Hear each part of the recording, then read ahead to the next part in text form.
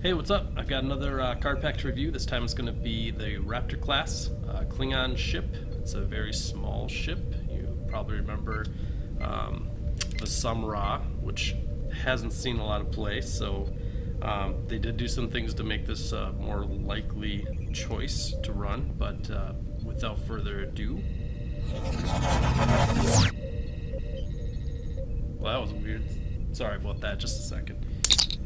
Hey Geordie, the transport's acting up again. I was wondering if you could take a look at it. How long is it going to take? A few hours. Okay, well I'm in the middle of reviewing a card pack right now for Attack Wing, so if you can make that a little bit quicker. I can try and speed things up a bit. Alright, see what you can do. Let's try this again. There we go. Alright, so the first card we're going to talk about is the Ves Batlh. I'm not sure if that's how you pronounce it, but we'll see. When the ship suffers damage from an obstacle or minefield, reduce the damage by 1. So basically, if you're flying on a map with a lot of obstacles, you can run into them and you never have to worry about taking damage. You would lose your action, obviously, but you would not take damage. The firing power is 3, the agility is 1, the hull is 3, and the shields are 2. You have a tech, a weapon, and a crew slot, and just like the Samra, you've got no cloaking device, which is probably because it's an old ship. The cost is only 13 though, which the Samra for the named old Raptor class was 18, and the unnamed ship is a ridiculous discount compared to the original Raptor class. Just like the named ship, it's got 3 attack, 1 agility, 3 hull, but it's got it's got 1 shield instead of 2.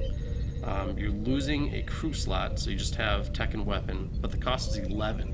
The original unnamed Raptor class is 16, so that's a 5-point discount. That is a very inexpensive ship to fly, and 3 dice is nothing to laugh at. So I could see you running that, or you know, if you have some points left over.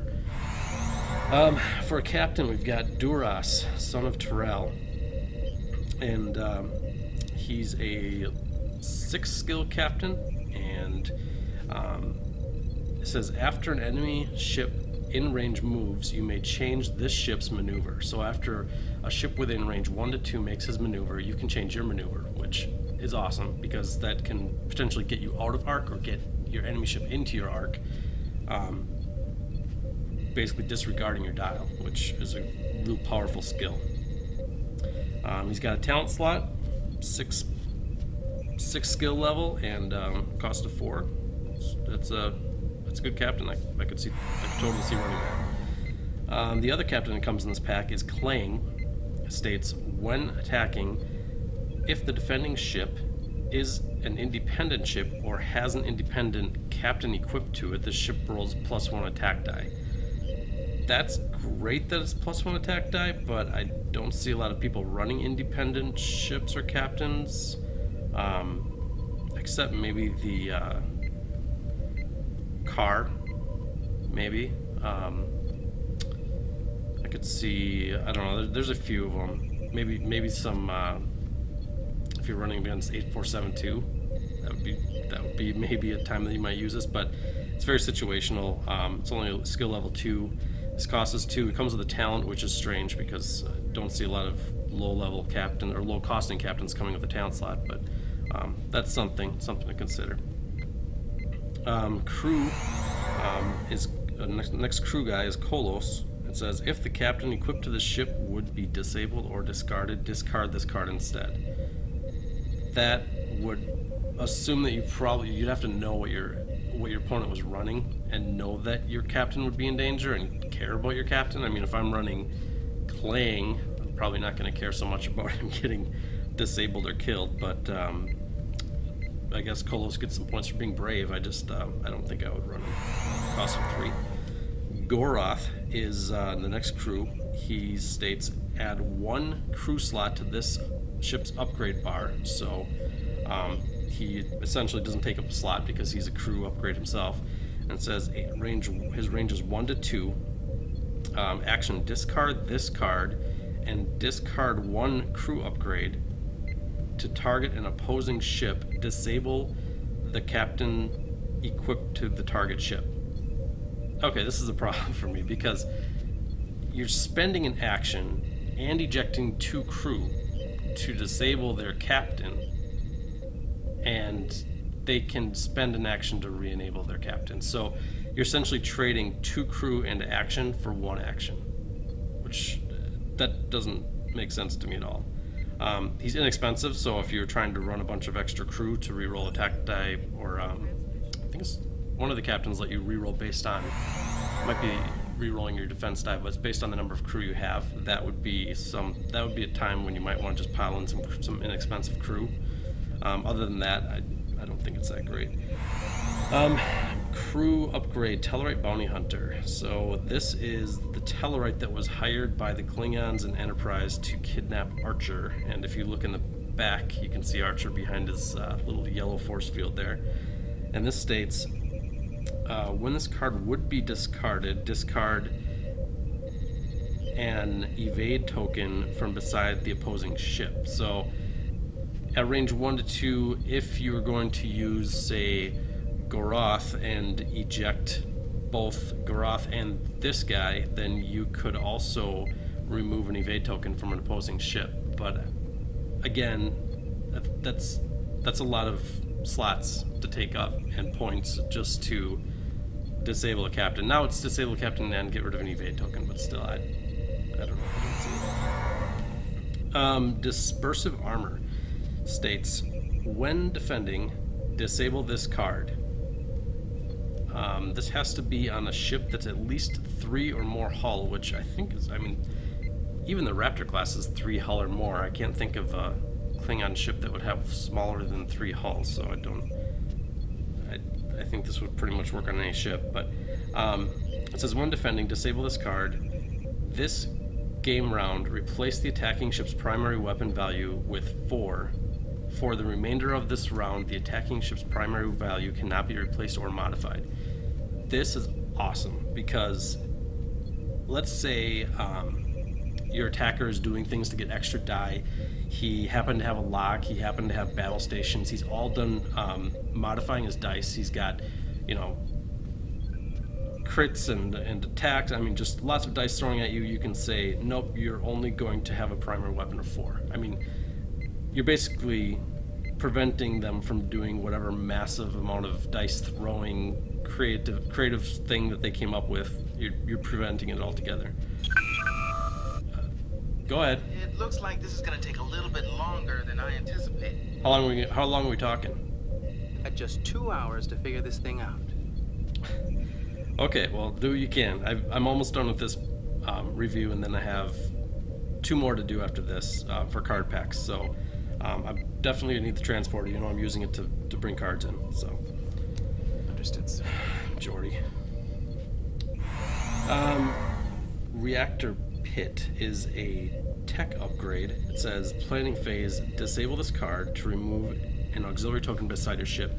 It costs 3. That's not terrible considering this is a disable, it's not a discard, but I can think of this being used a lot on Klingon ships when you are doing a come about and you take an auxiliary token and you want to either cloak or lock or both, or I mean, there's a lot of times when you get a sense you can get a aux token on a Klingon ship. So I could see using this. I think that's a good card. Photon Detonation states, this card counts as either a tech upgrade or a weapon upgrade, and it has a range of 1 to 2. It says, action, disable this card, place 3 time tokens on a Photon Torpedoes upgrade equipped to this ship, and target a minefield token. Remove the minefield token from play. So at range 1 to 2, you're going to have to get a little closer than you probably want to get to a minefield, but it doesn't make you discard, which is awesome because again, this is another Klingon card to get rid of mines, but at least you have more options. And with time tokens, you can work that into your planning with your maneuvers to get around and take out another minefield. Or I think this is a great addition to the game. I could see running this for sure, especially if you're expecting mines, obviously. Photon Torpedoes. This is a 4 torpedo attack at range 2 to 3, and it states, if the ship has a lock on the defending ship, place 2 time tokens on this card. This ship may convert 1 battle station to a crit. The arrows on the left, when I first saw those, I wasn't sure what those were. I think that's showing that it can be front or rear arc. So that's cool. I mean, it's assumed that it would be rear, but I think this also is showing me that it can be front, which is very cool. The fact that I don't have to consume lock is awesome. I actually, that's really the reason I don't use photon torpedoes quite often, is I just think that spending an action to use a lock and then rolling maybe 1 extra die is just bad strategy. But time tokens are awesome, because especially 2, because at the end of that round 1 comes off, and then you're only without them for 1 round, because the second round the second time token comes off, and you can you're ready to use them again. So very cool card. Last card is a talent. It's called DNA Encoded Message. It says, set up, place 3 talent upgrades face down beneath this card. On the activation phase, you can flip 1 of the talent upgrades beneath this card face up and equip it to the captain, equip to the ship. Remove the other 2 face down talent upgrades from the game. So basically what this is doing is letting you take talent upgrades, take 3 of them with you, so you have 3 different options of talent upgrades. They can be situational, because you're going to use 1 and discard the other ones. It doesn't say anything about costs, so you can take your most expensive talents, stick them under here, and when you need them, pull them out. That's very cool, especially since you know what's under this card and your opponent doesn't. So that is it.